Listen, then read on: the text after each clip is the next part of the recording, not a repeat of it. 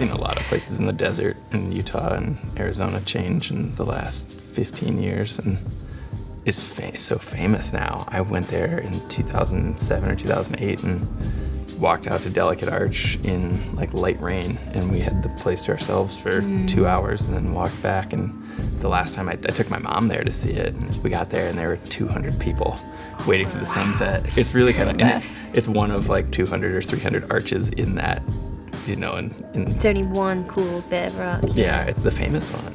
The Alps, where I live in Chamonix, is interesting because actually climate change is changing the mountains massively. And on the one hand, it's closing certain things off. There's some things that are just too dangerous to climb now. But then in some ways, it's opening stuff up as well. Because things are warmer. Of course, the busy nature of so many places changes as well. And in the Alps now, there's only a few valleys where you can't get cell service. So, and you can literally call the helicopter and they are there like that. They're the best helicopters in the world, and that is definitely in the back of your mind when you're climbing there. And then you also have Google Maps where you can zoom into any kind of 100-meter squared piece of land on the globe and see what it looks like before you even get there. Do you think we'll lose something as from our collective consciousness if those opportunities are limited, or we have those sneak previews of places that people didn't have before? Like, it does feel diminished somehow. Yeah. We need to value things like mountains in different ways other than what we can like athletically achieve in them. And it's also maybe that's a way of cordoning off parts of the world where sort of the imagination can still be let loose because people haven't gone there. Archaeological sites too. Like there's a fairly famous one that was quite anonymous in Utah until I want to say like the last year, and people kept putting it on Instagram, and eventually somebody finally said, "Here's where it is," because it was it's a really cool photo spot, but yeah, I think somebody eventually vandalized it, and it's so sad when you get to those places and you realize that ancestral Puebloan, piece of rock art has been defaced by somebody in the last 2 years or whatever. It's sort of gut-wrenching.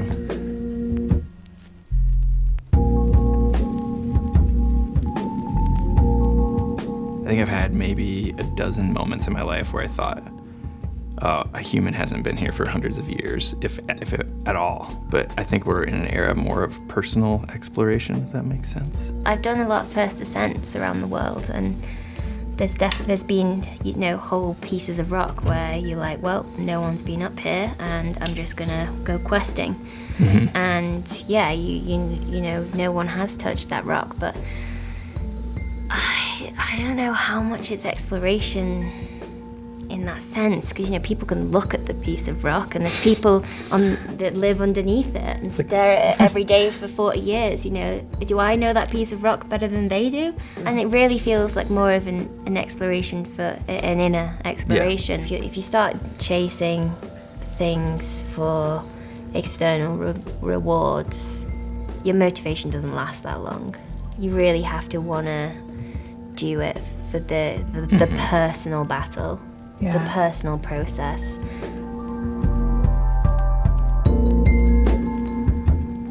There's great value in challenging yourself, and I think that's at the heart of exploration, is personal challenge and personal growth and what you can learn about yourself, but also about the places you are. So, exploring new countries or new places, you meet new people, you see different things, and so for me, exploration is just about personal growth from experiencing something different and something challenging. I read somewhere a long time ago that routine is not good for creativity, so I've maybe used that to just not make my life routine. So staying in the same place and doing something over and over and over again is kind of what I tell myself is what I don't want to do. So traveling to a different country halfway across the world, or just, in my own backyard. You also need subject matter for your writing as well. Yeah, so you have to keep living. Searching. Yeah, I think it's a Thoreau quote where he says,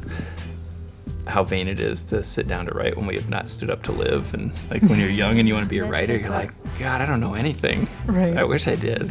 So if you go and do things, theoretically you'll have material. In some ways, like we're natural born explorers. Like most of our life is a form of exploration until we kind of think we've figured things out and how we want our life to look, and it is easy to get in a rut in that sense. And I think exploring is like the most rational possible response to finding ourselves alive in the universe. Like what a crazy thing it is to be alive and to do things that remind you of the marvel of existence.